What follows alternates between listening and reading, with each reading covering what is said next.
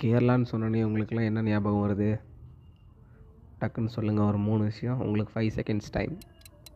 5, 4, 3, 2, 1 time அப். எனக்கு என்னென்னலாம் தோணுச்சுன்னா, ஒன்று கேஆர்சிடிசி பஸ்ஸு, இன்னொன்று வந்து பீஃப் ரோஸ்ட்டு, இன்னொன்று வந்து கட்டன் சாயா. இந்த 3 டக்குன்னு எனக்கு ஞாபகம் வரும். இப்போ வந்து சின்னதாக ஒரு கேரளா ட்ரிப் ஒன்று போட்டு வந்தோம். அதனால தான் அது எப்படி தொடங்குச்சுன்னு ஃபஸ்ட் சொல்கிறேன். ஒரு நாள் என்னோடய ஒரு டான்ஸர் ஃப்ரெண்ட் இருக்கார். அவர்கிட்ட ஒரு ஃபோன் கான்வர்சேஷன் ரேண்டமாக பேசுகிறதுக்காக பேசிகிட்டு இருக்கப்போ, அவர் எதர்ச்சியாக வந்து ஒரு பெர்ஃபார்மன்ஸ் பண்ண போகிறோம் அப்படிங்கிறத பற்றி சொன்னார். ஒரு தியேட்டர் பெர்ஃபார்மன்ஸ் வந்து பண்ண போகிறோம். இந்த மாதிரி கேரளாலேருந்து ஒரு டீம் கேட்டிருக்காங்க அப்படின்னு சொன்னப்போ, எனக்குள்ள ஒரு க்யூரியாசிட்டி, நம்மளும் ஜாயின் பண்ணால் எப்படி இருக்கும், கேட்கலாமா வேணாமான்னு யோசிச்சு அப்புறம் டக்குன்னு கேட்டேன்.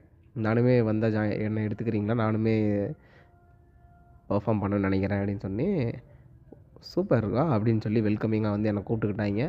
கூப்பிட்டா உடனே ஆனால் வந்து அவங்க சென்னையில் ப்ராக்டிஸ் பண்ணுவாங்க, நான் இருக்கிறது பெங்களூர். எப்படிடா அங்கே வருவேன்னு கேட்கும்போது, பிரச்சனை இல்லை, நீங்கள் ப்ராக்டிஸ் எப்போ சொல்லுங்கள், நான் டைம் மேனேஜ் பண்ணி அங்கே ட்ராவல் பண்ணி வந்து 1 டே கூட இருந்து இது பண்ணிட்டு வந்துடுறேன் அப்படின்னு சொல்லிட்டு ஓகே பண்ணேன். சரி அப்போ ஓகே, அப்படியே பிளான் ஆன், மிஷன் ஆன் அப்படின்னு சொல்லி ஃபுல் ஃபயராக இறங்கிட்டு கொஞ்ச நாளில் அப்படியே ப்ராக்டிஸ் ஸ்டார்ட் பண்ணாங்க. போனோம் வந்தோம் ப்ராக்டிஸ் பண்ணோம். அது தியேட்டர் பிளேங்கிறனால நாங்கள் எல்லாருமே வந்து இந்த காம்படிஷன், பேட்டிலு, தனியாக பெர்ஃபார்மன்ஸஸ் இந்த மாதிரி எக்ஸ்பீரியன்ஸ் பண்ணியிருக்கோம். அதனால என்னடா ஒரு பெர்ஃபார்மன்ஸ் தானடா, ஒரு கான்செப்ட் சொல்லியிருக்காங்க, அதை பண்ணிட்டு போய் அப்படியே ஆடினா போதும் அப்படின்னு தான், அந்தளவுக்கு தான் எங்களுக்கு புரிதல் இருந்துச்சு. அதுக்கப்புறம் நாங்கள் அதை அந்த வச்சு ஒன்று நாங்கள் ஒட்டி கொண்டு போனோம். ஒரு கான்செப்டை ஒட்டி ஒரு வழியாக கடைசி நாள் நைட்டு வரைக்குமே அதை பண்ணிக்கிட்டு இருந்தோம். பண்ணி ரீகரெக்ட் பண்ணி ஒரு வழியாக கம்ப்ளீட் பண்ணி கொண்டு போனோம். கொண்டு போய் அங்கே காமிச்சப்போ அதிலிருந்து நிறைய மாடிஃபிகேஷன் பண்ணணுன்னு சொன்னாங்க. ஏன்னா எங்களுக்குமே அவங்க எல்லோரும் ப்ரிப்பேர் பண்ணி வச்சுருக்கிறத பார்த்து ஒரு மாதிரி என்னடா இது, ரொம்ப நியூ எக்ஸ்பீரியன்ஸாக இருந்தது. ஏன்னா தியேட்டர் ப்ளேங்கிறது இந்த மாதிரி ஒரு லைவ் ஆடியன்ஸுக்கு என்ன கொடுக்கணுங்கிற பர்பஸ் வந்து நம்மளுக்கு ப்ராப்பராக அண்டர்ஸ்டாண்ட் ஆகியிருந்தால் தான் நம்ம அதுக்கேற்ற மாதிரி க்ரியேட் பண்ண முடியும் எதாக இருந்தாலும் அப்படிங்கிறதே அங்கே போய் தான் எங்களுக்கு புரிஞ்சுது. இது நாட் ஜஸ்ட் அஸ், எங்கள் ஒரு டீம் மட்டும் பர்ஃபார்ம் பண்ணுற விஷயம் கிடையாது. இது வேறு பிளேஸஸ்லேருந்து நிறைய டீம்ஸை வந்து அவங்க இன்வைட் பண்ணியிருந்தாங்க. இட்ஸ் ஆல்மோஸ்ட் லைக் 8 டீம்ஸ் இருக்கும், 8 to 10 டீம்ஸ் இருக்கும். அந்த 8 டீம்ஸ் சேர்த்தி ஒரே ஒரு தீமை வந்து கன்வே பண்ணணும் அப்படிங்கிறதான் விஷயம். இப்போ ஃபார் எக்ஸாம்பிள் நாங்கள் பண்ண வந்து தீம் வந்து எர்த்து வந்து எப்படி ஸ்டார்ட் ஆச்சு, அதுலேருந்து எப்படி எவால்வ் ஆகி மனுஷன் வந்தால், அதுக்கப்புறம் டெக்னாலஜி வந்துச்சு, எல்லாத்தையுமே வந்து காமிக்கணும். ஒரு துகள்லேருந்து ஸ்டார்ட் ஆகி எல்லாத்தையுமே வந்து காமிக்கணும். த்ரூ டான்ஸில் வந்து மூமெண்ட்டில் வந்து இதை நம்ம வந்து கன்வே பண்ணணும். அப்படிங்கும்போது ஒவ்வொரு டீமுக்குமே வந்து ஒவ்வொரு விஷயத்த வந்து பிட்ச் பண்ணிட்டாங்க. இப்போ நீங்கள் வந்து இப்போ ஃபார் எக்ஸாம்பிள் எங்களுக்கு வந்து ஒரு டிஸ்கனெக்ஷன் வந்து ஒன்று வந்து சொல்லியிருந்தாங்க.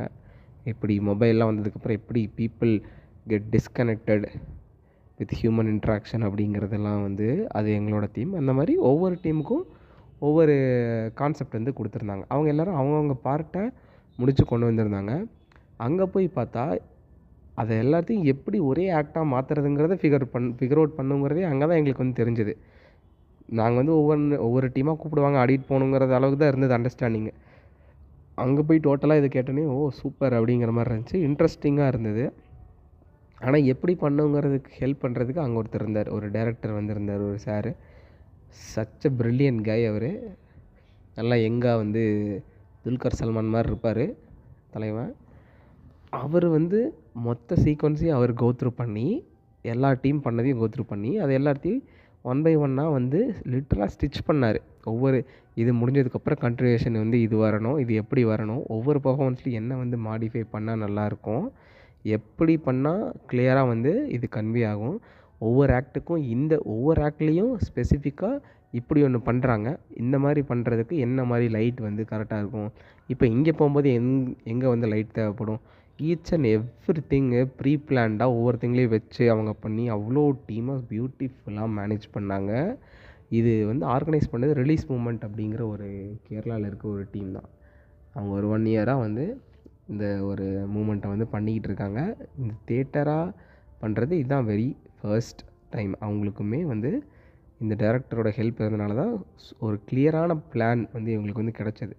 மற்ற வந்திருந்த எல்லாருமே வந்து எக்ஸ்ட்ரீம்லி அப்ஸ்கில்டான ஒரு டான்சர்ஸு. இந்த டான்ஸ் ப்ரொஃபஷன்லேயே இருந்து ரொம்ப வருஷமாக இருந்து இதில் நிறைய எக்ஸ்பீரியன்ஸ் பண்ண ஒரு டான்சர்ஸ் தான். அவங்க எல்லோரும் வந்து ஒரு சின்ன இடத்துல கூட எந்த ஈகோவோ எந்த முகசுளிப்புமே காட்டாமல் ஒருத்தங்களுக்கு ஒருத்தங்க சப்போர்ட் பண்ணி கோஆர்டினேட் பண்ணி ரொம்ப கிளியராக கான்வர்சேஷனை கொண்டு போனாங்க. அதனால தான் ரொம்ப ஸ்மூத்தாக அந்த 3 days ரொம்ப ஸ்மூத்தாக போனதுக்கு காரணமே இதுதான். ஏன்னா ஜென்ரலாக ஒரு டீமை வந்து ஒரே ஒரு டீமை நம்ம வந்து மேனேஜ் பண்ணி கொண்டு போனாலே அதுக்குள்ளே 1000 கேட்டிக்கான விஷயம்லாம் நடக்கும். இது வந்து அது பண்ணால் இது வேணாண்டா, இது இப்படி போகலாண்டா, இது இப்படியா அப்படின்ட்டே போயிட்டே இருக்கும். அங்கே போய் பார்த்தா அப்படியே எல்லோரும் வந்து அமைதியாக இருக்காங்க. எப்படி இந்த ஈவெண்ட்டை சப்போர்ட் பண்ணி இந்த பெர்ஃபார்மன்ஸை சப்போர்ட் பண்ணி எப்படி சூப்பராக ப்ரெசென்ட் பண்ணணும். அப்போ வந்து இவங்க சொல்கிறத நம்ம பொறுமையாக கேட்கணுங்கிறது எல்லாம் மைண்ட் செட்டில் வச்சு ரொம்ப டிசிப்ளினை வந்து மெயின்டைன் பண்ணி சூப்பராக கொண்டு போனாங்க. அதேமாதிரி எங்களுக்கு சூப்பராக ஒரு ஸ்டே கொடுத்துருந்தாங்க. செமையாக ஒரு இடத்துல நல்ல கம்ஃபர்டபுளான ஒரு ஸ்டே கொடுத்துருந்தாங்க. 3 வேளையும் சூப்பராக சாப்பிட்டோம். 3 வேளையும் சாப்பாடெல்லாம் சூப்பராக காலையில் எந்திரிச்சோம்னா அப்படியே புட்டும் கடலையும் அப்படின்ட்டு அந்த மாதிரி ஒவ்வொரு நேரம் மத்தியானம் ஒரு மீல்ஸ் இருக்கும், நைட்டு ஒரு ஃபுட்டு இருக்கும், சப்பாத்தி ஆர் சம்திங், அதுக்கு ஒரு சூப்பரான ஒரு கறி வச்சுருப்பாங்க. ரொம்ப கம்ஃபர்டபுளாக வச்சுருந்தாங்க. ரொம்ப எங்களை ப்ரெஷர்லாம் பண்ணல. எந்த டீமையும் அவங்க ப்ரெஷர் பண்ணல. ப்ராப்பராக பிளான் பண்ணி அந்த ஒரு கோர் டீமு நைட்டும் பகலுமா பயங்கரமாக வந்து ஒர்க் பண்ணாங்க. ஒர்க் பண்ணி யாரையும் டிஸ்டர்ப் பண்ணாமல் அவங்கள எந்தெந்த ஊரில் வந்தாங்களோ அவங்க யாரையும் பெருசாக பாதர் பண்ணாமல் அவங்க போர்ஷனை கூப்பிட்டு முடித்து கிளியராக அவங்கக்கிட்ட எல்லா விஷயத்தையும் கன்வே பண்ணது இந்த டைரக்டர் அப்படி சொன்னல அவர் தான் வந்து எல்லாத்தையும் கன்வே பண்ணி யாரையும் ஹர்ட்டும் பண்ணாமல் அவங்க பண்ண விஷயத்தையும் வந்து மாடிஃபை பண்ணுன்னு வரும்போது, ஏன்னா ஒரு ஆர்டிஸ்ட்டுக்கு ஜென்ரலாக வந்து அவங்க பண்ண விஷயத்த மாடிஃபை பண்ணுன்னு சொன்னால் லைட்டாக வந்து ஈகோ வந்து இதாகும். அந்த மாதிரி எந்த விஷயமும் யாரும் காமிக்காமல் அதை வந்து இது பண்ணாத அளவுக்கு ஹர்ட் பண்ணாத அளவுக்கு ரொம்ப சூப்பராக வந்து அதை சொல்லி அந்த ஷோ வந்து நடத்துனாங்க. அந்த ஷோ டே எல்லாம் literally I got like goosebumps. ஒரு ரொம்ப எமோஷனல் ஆகி லிட்டரலாக அழுகையே வர மாதிரி ஆயிடுச்சு அது ஷோலாம் முடியும் போது. அவ்வளோ ஏன்னா அன்னோன் பீப்புள் கூட கனெக்ட் ஆகி ஒன்றா இருந்து ஒன்றா சாப்பிட்டு வேறு எல்லோரும் வேறு லாங்குவேஜ் பேசுகிறாங்க. அவங்க கூடலாம் கனெக்ட் ஆகி ஹோல் டே 3 days அவங்க கூடயே வந்து ஸ்பெண்ட் பண்ணி சேர்ந்து அவங்க கூட ஒரே ஒரு பெர்ஃபார்மன்ஸாக வந்து பண்ணுறதெல்லாம் வந்து ஒரு ஆக்ட் ஸ்டார்ட் 1 hour ஷோ. 1 ஹவருக்கு நீங்கள் படம் பார்க்குற மாதிரி இருக்கும் அந்த ஷோ வந்து. அவங்க கூட சேர்ந்து ஒரு கொலாபரேட்டிவ் ஒர்க் அன்னோன் பீப்புள் கூட ஒரு ஷார்ட் டைமில் கொலாபரேட்டிவ் ஒர்க்குங்கிறதே செம இன்ட்ரெஸ்டிங்கான ஒரு ஃபேக்டராக இருக்குது யோசிச்சு பார்க்கும்போது. இது எக்ஸ்பீரியன்ஸ் பண்ண இந்த 3 daysமே நிறைய லேர்னிங் இருந்தது. ஒவ்வொருத்தங்கிட்டே இருந்து கற்றுக்கிறதுக்கு அவ்வளோ விஷயம் இருந்தது.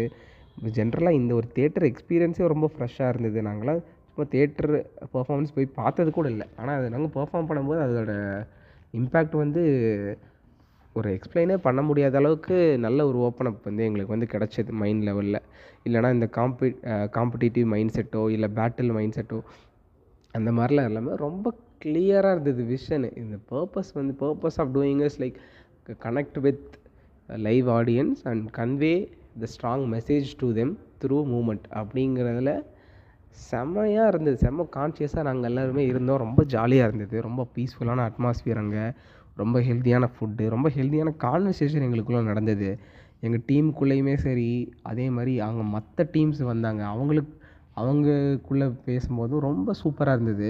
எண்ட் ஆஃப் த டே முடிச்சுட்டுலாம் நாங்கள் 2 ஷோ வந்து ஓடிச்சு எங்களோட பெர்ஃபார்மன்ஸு. முடிச்சுட்டு எல்லோரும் ரவுண்ட் சர்க்கிளில் உட்காந்து ஒவ்வொருத்தங்களும் இந்த பெர்ஃபார்மன்ஸ் வரக்காக எப்படியெல்லாம் சாக்ரிஃபைஸ் பண்ணி வந்தாங்க, என்ன மாதிரி மொமெண்ட்லேருந்து வந்திருக்காங்க, எப்படி ஒவ்வொருத்தவங்களுக்கும் இது எந்த மாதிரி எக்ஸ்பீரியன்ஸை வந்து கொடுத்தது அப்படிங்கிறது ரொம்ப கிரேட்ஃபுல்லாக ஓவர்வெல்டாகி எல்லாருமே பேசிகிட்டு இருந்தாங்க. ரொம்ப சூப்பராக இருந்தது. அதெல்லாம் முடிச்சுட்டு வெளியே வந்து பார்த்தா லைவ் மியூசிக்லாம் வந்து ப்ளே பண்ணிட்டுருக்காங்க உட்காந்து. பயங்கர அலைவாக இருந்தது. அந்த ஒரு நைட்டே பயங்கர அலைவாக இருந்தது. எல்லோரும் சேர்ந்து சாப்பிட்றாங்க. வேறு ஊர்லேருந்தெல்லாம் வந்தவங்க சேர்ந்து உட்காந்து சாப்பிட்றாங்க, பேசிக்கிறாங்க, கனெக்ட் ஆகுறாங்க அந்த இடத்துல. அப்புறம் நிறையா ஆர்ட் விஷயமாக நிறையா நடக்குது. டேப்போலாம் சுற்றுறாங்க, விளாண்டுட்ருக்காங்க. ரொம்ப அலைவாக இருந்தது அந்த நைட்டே. யாருமே வந்து டிஸ்ட்ராக்ஷனுக்குள்ளேயே போகல. ஃபோனை எடுத்துகிட்டு நோண்டிட்டு யாருமே உட்காரல. அந்த ஹியூமன் இன்ட்ராக்ஷனே வந்து ரொம்ப பெரிய ஒரு மெடிடேஷன் மாதிரி தான் இருந்தது அந்த 3 days எல்லாத்துக்குள்ளேயும். முடிச்சுட்டு ஒரு மியூசிக் ஜாம் வேறு, சிங்கிங் ஜாம் வேறு பண்ணுறாங்க. எல்லாம் மலையாளிஸான பயங்கரமாக தமிழ் சாங்ஸ் எல்லோரும் தெரிஞ்சிருக்கு அவங்களுக்கு. அதை பாடி ஜாம் பண்ணுறாங்க. அதுக்கப்புறம் அங்கேருந்து திருப்பி வர்றதுக்கே மனசு இல்லாமல் ஒரு வழியாக கிளம்பி வந்தாச்சு.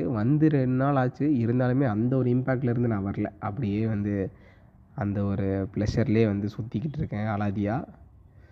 ஜாலி தான். இதெல்லாம் ஸ்டார்ட் ஆன இடம் என்னென்னா, நான் வரட்டுமா அப்படின்னு சொல்லி நான் எதையும் யோசிக்காமல் கேட்டதும் அவங்க எனக்கு அதுவும் வந்து யோசிக்காமல் அவங்க எனக்கு சான்ஸ் கொடுத்ததும் தான் இந்த இவ்வளோ பெரிய எக்ஸ்பீரியன்ஸ் வந்து கிடச்சிது.